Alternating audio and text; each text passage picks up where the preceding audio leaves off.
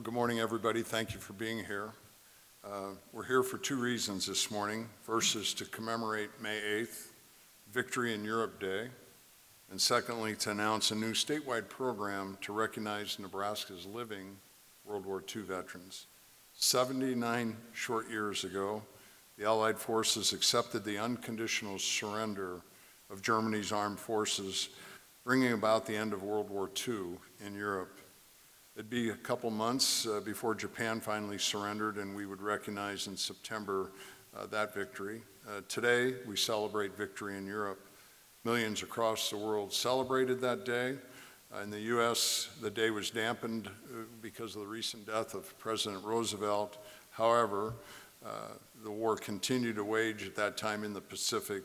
Still, in the midst of Victory Europe being a big day, tremendous celebrations took place in Times Square that day. So in commemoration of this, the 79th anniversary of Victory Europe Day, I'm issuing this proclamation.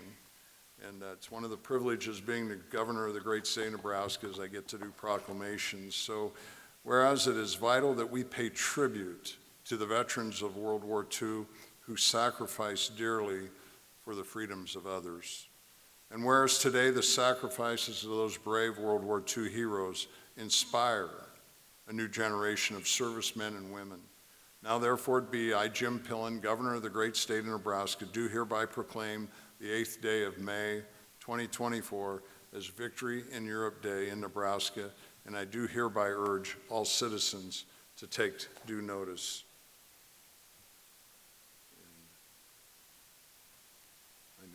Pen here somewhere. I finally found it.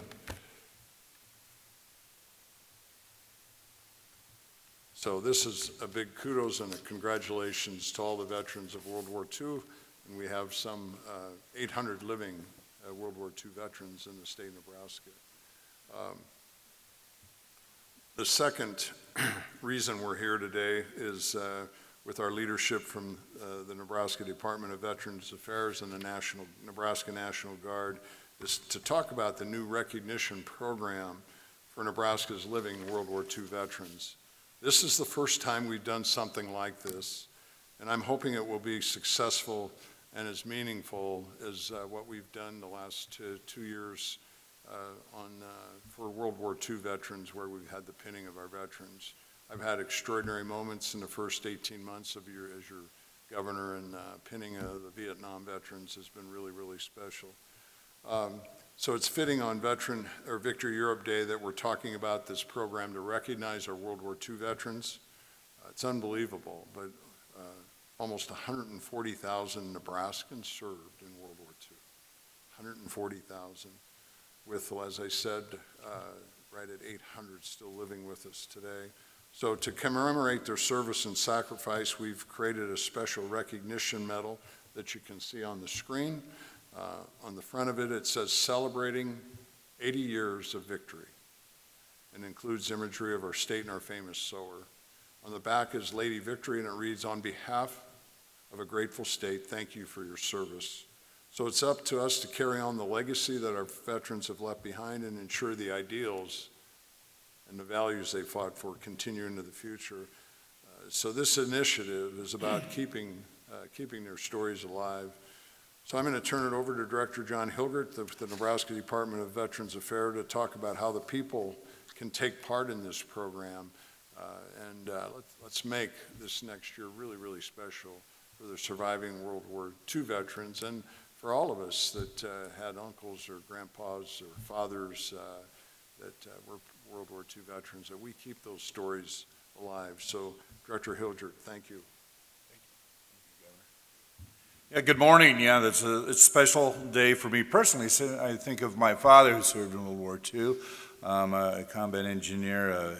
He used to say, on an all-expense-paid tour of Europe. It's great to be able to recognize them, and especially on today, the fulfillment of Eisenhower's Great Crusade, freeing the oppressed peoples of Europe and establishing the framework for freedom and peace that has endured until today. There's a learning component to this as well. As the governor mentioned, there's up to 800 World War II veterans estimated to live in Nebraska. Our goal is to honor as many of them as we can with this medal using the imagery of Nebraska, the symbols of victory, and as you can see, the ribbon pays homage to the Department of Defense World War II Victory Medal ribbon. I want to thank Madeline Kettler and Holden Armstrong for their work in the design. It certainly pays homage historically to the medal that was issued to them 80 years ago, and also incorporates it in Nebraska's tribute. Again, the eligibility for the World War II Recognition Medal is reserved for living veterans meeting the following conditions. You must have served in the United States Armed Forces between December 1st, 1941 and December 31st, 1946.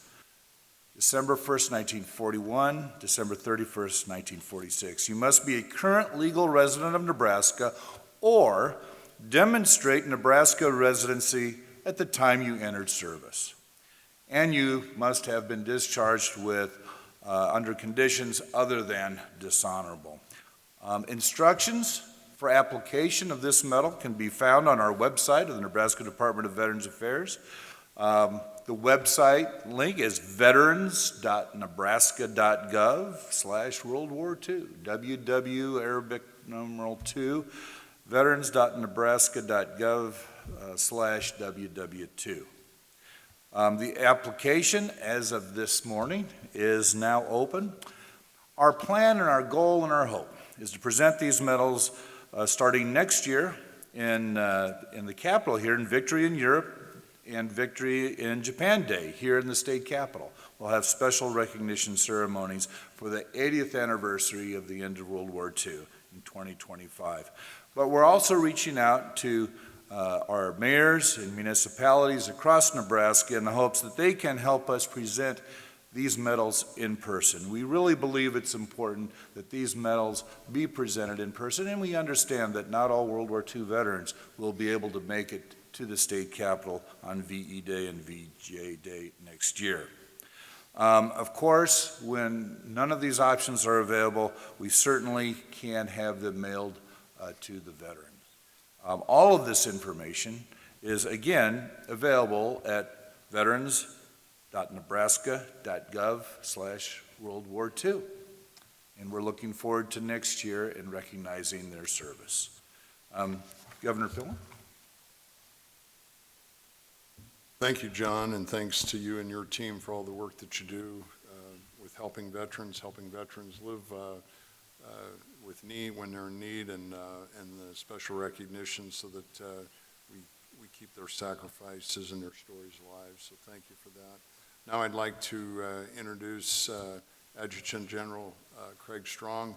A real privilege for me to be able to, off the charts, being Commander-in-Chief of the Air and Army National Guard, and the Air and Army National Guard is an extraordinary organization doing incredible work. We've got troops down on the border as we speak, and the impact they have on young men and women becoming leaders of our great state. So with that, Adjutant General Strong, welcome back home. Thank you, Governor. Thank you, Director Hilgert.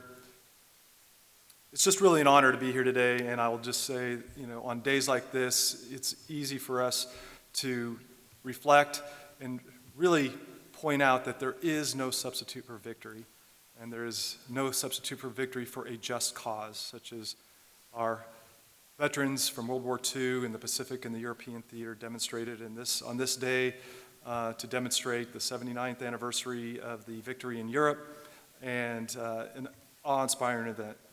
I have some remarks to discuss the Nebraska National Guard's role, but I'll just take a personal privilege just to point out an awesome experience that I just had on Monday.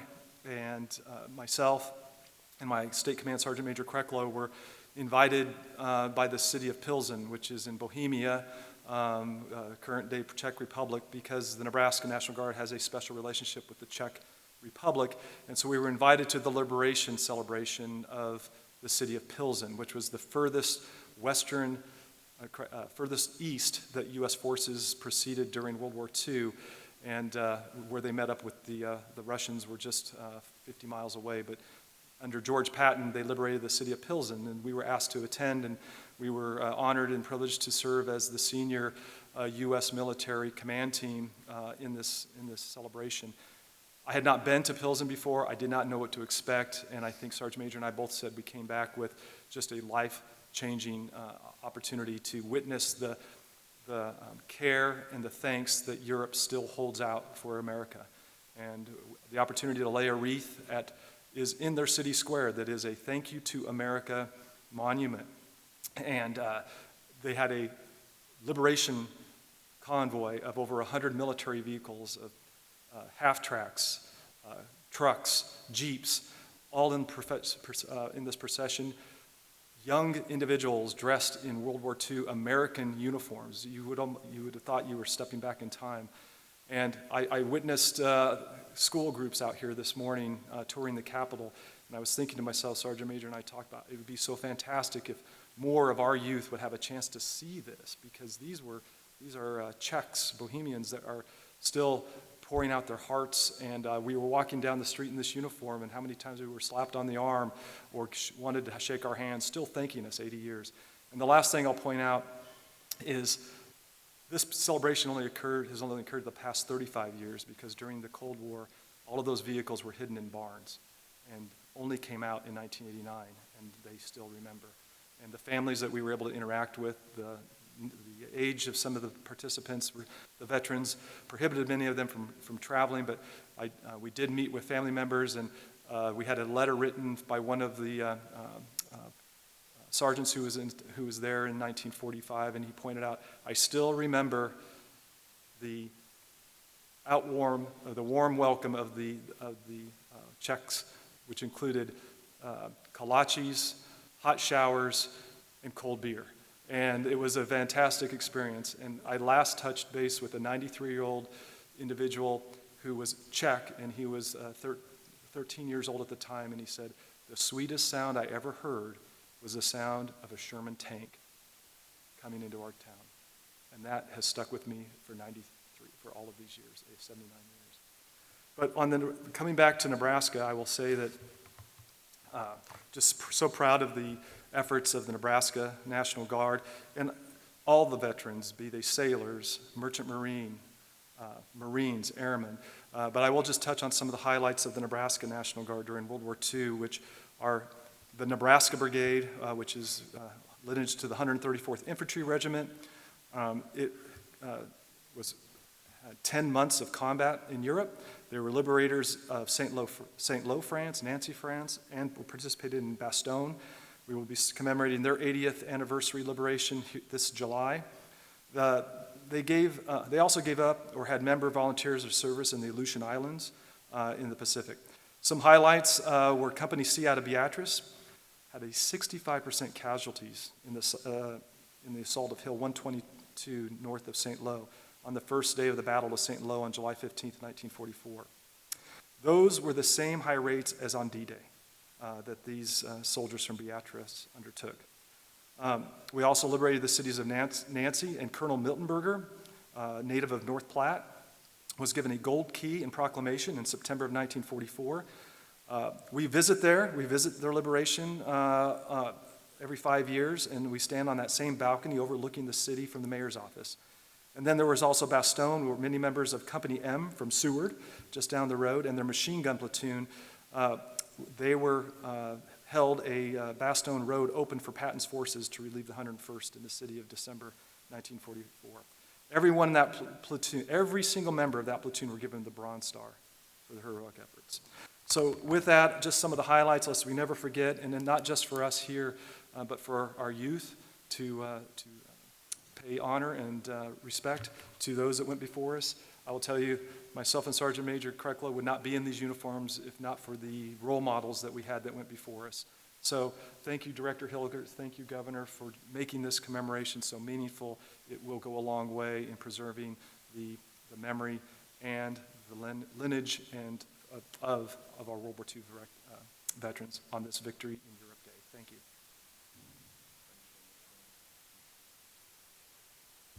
Okay, well, thank you, everybody, for being here, and more importantly, let's make sure we reach out and thank the living World War II veterans for their incredible sacrifices, and make sure we pull a few stories that maybe some haven't told yet to help us make sure that we keep the greatest generation spirit alive.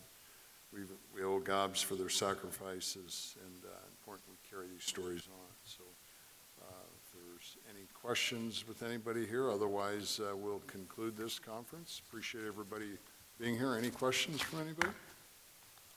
All right. Well, thank you.